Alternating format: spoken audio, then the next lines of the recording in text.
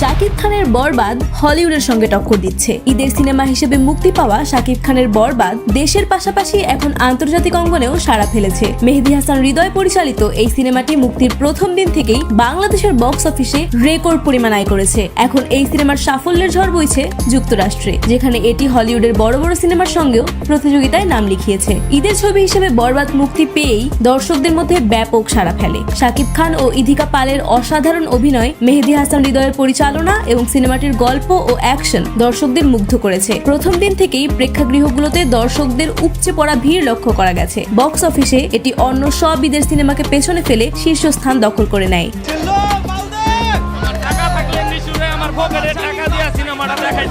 বাংলাদেশের সাফল্যের পর বরবাদ আন্তর্জাতিক অঙ্গনে নিজের শক্তি প্রদর্শন করছে। যুক্তরাষ্ট্রের বিভিন্ন স্টেটে সিনেমাটি মুক্তি পেয়েছে এবং সেখানকার দর্শকরাও সিনেমাটির প্রশংসা করছেন। বিশেষ করে প্রবাসী বাংলাদেশিদের পাশাপাশি অন্য দেশের দর্শকরাও সিনেমাটির অ্যাকশন সিকোয়েন্স ও গল্পের প্রতি প্রবল আকর্ষণ বোধ করছেন।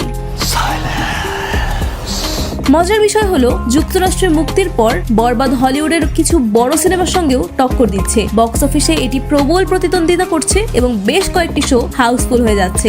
প্রথম শাকিব খানের ছবিটা আমরা প্লে করি এবং সব শোয়ে সোল্ড আউট।